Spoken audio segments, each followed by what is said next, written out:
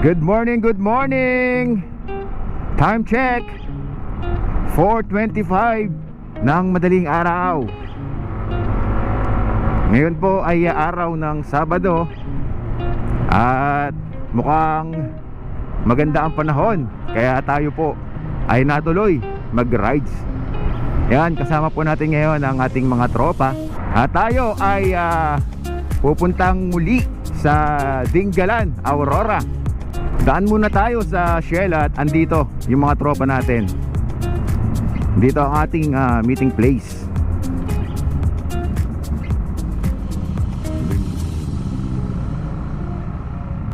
Wala pa sila. Alright, kasama na natin ang tropa. Ayan, dumating na sina Roto sa sina Boss B. Ayan. So si Gio sa si Ache. Kompleto na tayo, kaya let's go to Dingalan. At yan, on the way na tayo papuntang Dingalan. At si Kuya Romero pa din yung tour guide na makakasama natin sa mga spots na pupuntahan natin sa Dingalan. Kita-kits na lang tayo kapag maliwanag na para ma-enjoy nyo din yung magagandang tanawin habang tayo ay nasa biyahe. Sana lang ay huwag tayong abutan ng malakas na ulan, no? Para maging masaya ang biyahe natin kasama ang ating mga kaibigan. You are now entering Fort Magsaysay Military Reservation. Yan, nandito na tayo sa Fort Magsaysay. At mag-stop over muna tayo doon sa dating kinainan namin sa may Pinoy Favorites. So doon nag-aaya ang ating tropa na mag-almusal. Alright, nandito na tayo.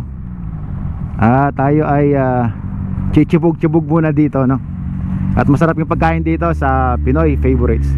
Dito yan sa Sitio Pag-asa, Barangay Mapalad, Santa Rosa, Nueva Ecija. Alright, let's go. Yan yung mga in-order ng tropa. Ayan sila Gio, Tapa, saka si Ache. Ayan sila Boss B, Tapa din, saka si Tol Roto. Ayan, Tapa. Masarap kasi yung Tapa rito eh. Ayan si Brad, Tapa din. Then yung sa akin naman ay sisig.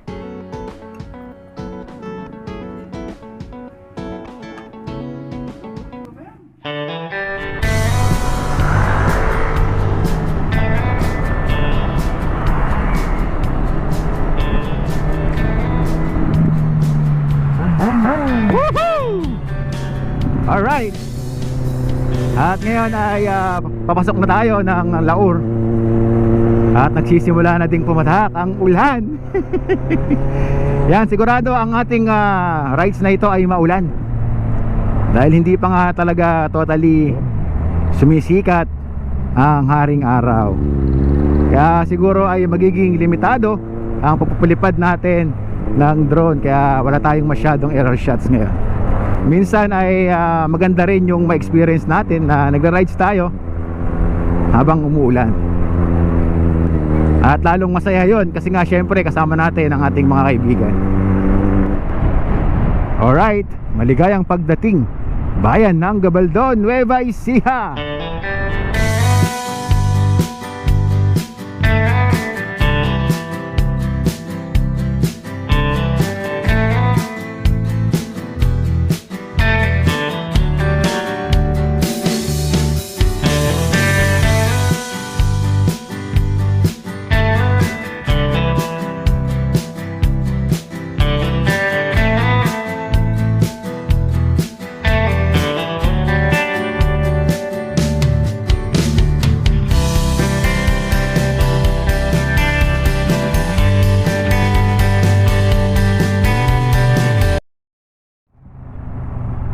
Andito na tayo sa pinaka signage na I love Dingalan. Hanapin na lang natin dito si Kuya Romero. Alright, so daming mga riders ngayon, no? Kuya, kamusta? Nainip ka ba sa amin? Kanina ka pa ba dyan? Kanina ka pa?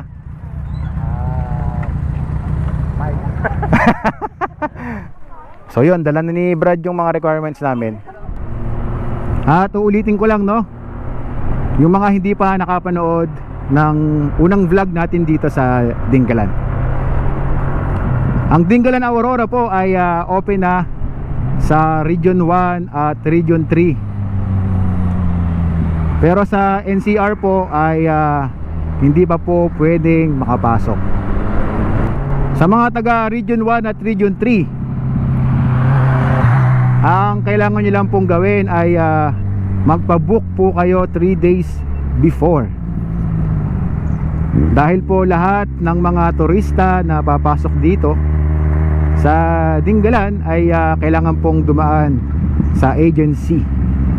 At kailangan din po na meron kayong tour guide.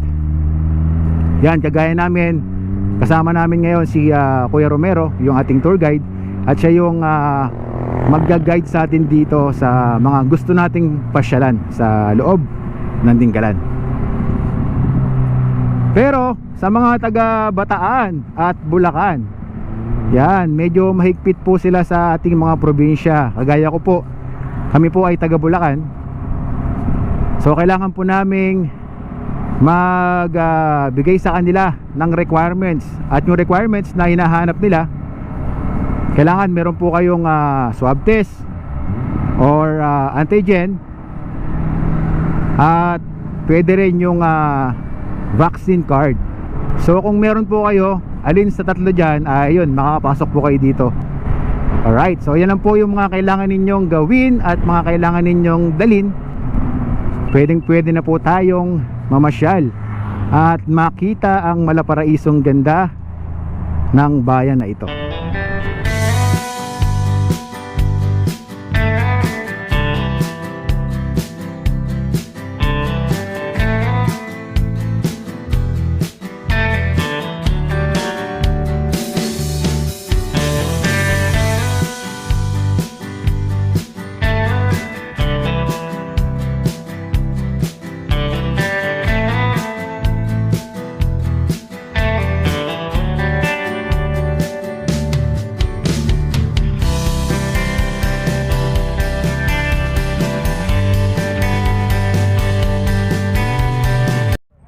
Alright, andito na tayo sa Dingalan Feeder Port. Alright, so ayan, hanap ulit tayo ng ng pagpaparking natin dito. Baka doon na lang ulit sa dati. Tara, dito tayo.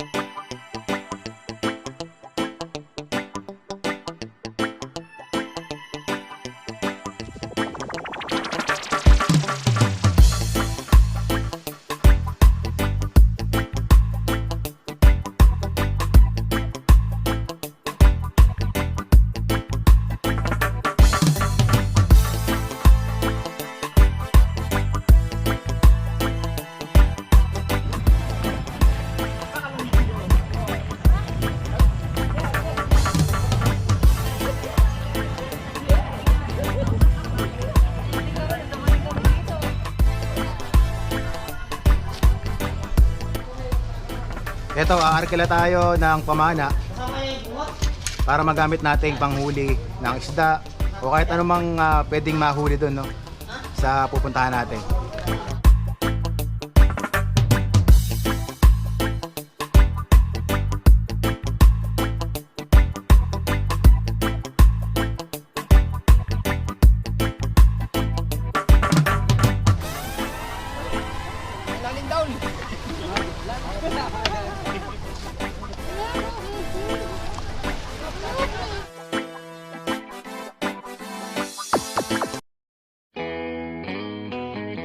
Papunta na kami sa aming destinasyon.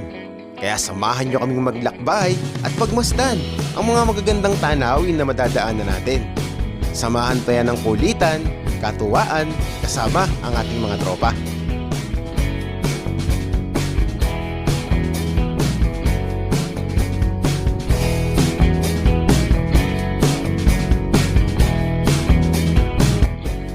Bakas sa aming mga mukha ang kaligayahan at pagkasabik sa bawat isa. Pagkat matagal-tagal din kaming hindi nagkasama-sama. Kaya kalimutan muna ang mga problema at mag-enjoy lang sa malaparaisong ganda ng Dingalan, Aurora.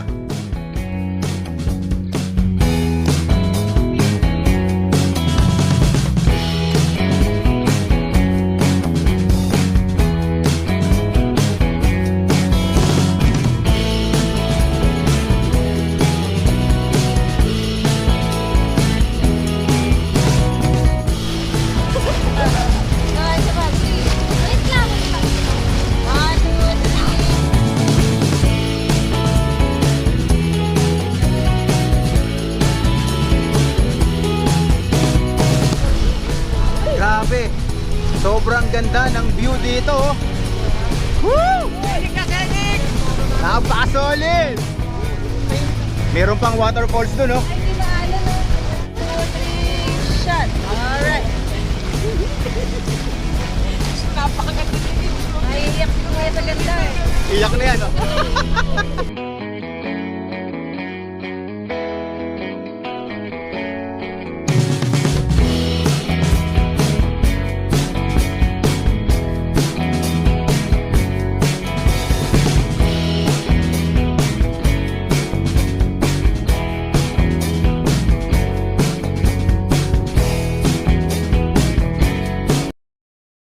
Andito na tayo ngayon sa ating destinasyon. At itong lugar na ito ay part pa din ng Lamao. Yan, so dito tayo magfi-fishing at dito rin tayo maliligo. Alright, so ang kagandahan dito, yan, talagang sobrang solid kasi mai-enjoy nyo ang ganda ng karagatan at ang ganda ng tanawin dito dahil sobrang ganda ng view ng mga kabundukan. At ito pa, idagdag mo pa tong waterfalls na nakikita ko dito. Kaya puntahan natin. Alright, waterfalls! Woohoo!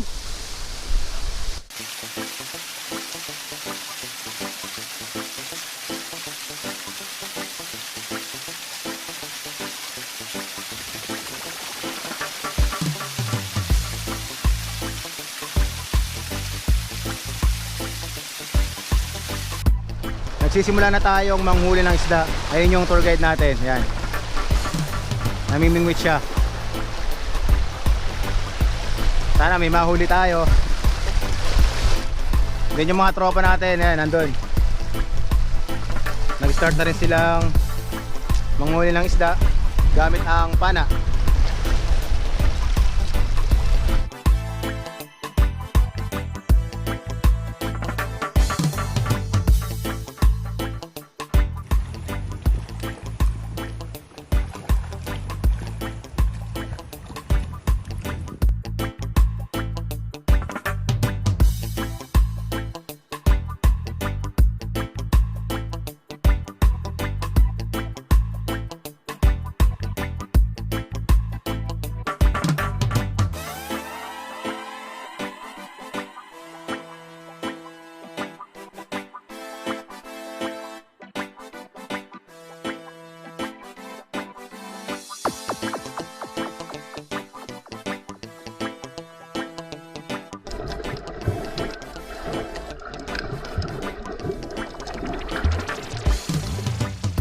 Dahil hindi kami nakahuli ng isda, maiilaw. Yan. Ang kakainin namin, yung binili namin delata. Yan. Pork and beans. Saka tuna. Ito. Down. 555. Bye. Alright, yan. Buti na lang at nagbaon kami ng delata. Wala kaming gutom kahit hindi kami nakahuli. At least nag-enjoy naman kami. Alright, tara, kain na tayo.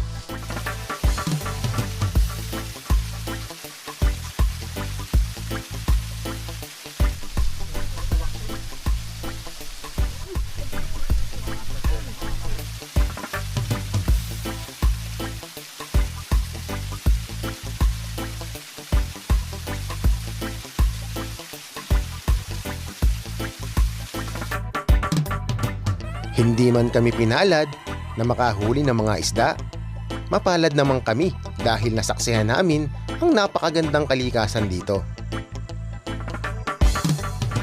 malinis at magandang karagatan na napapalibutan ng mga magaganda at kamanghamanghang kabundukan.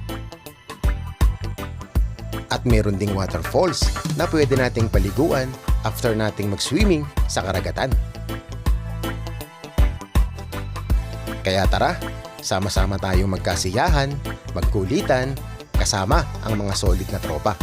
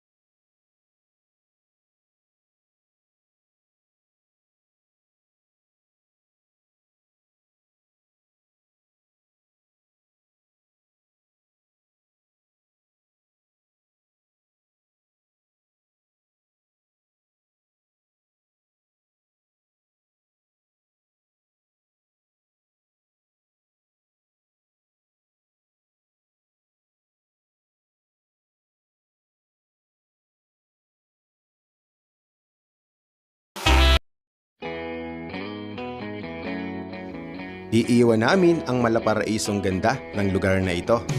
At ang bawat isa sa amin ay siguradong hindi makakalimutan ang napakasayang adventure na nagawa namin dito. At ito ang day 1 namin sa Dingalan. Kaya kita-kits tayo sa day 2 at explore pa natin ang ganda ng Dingalan Aurora.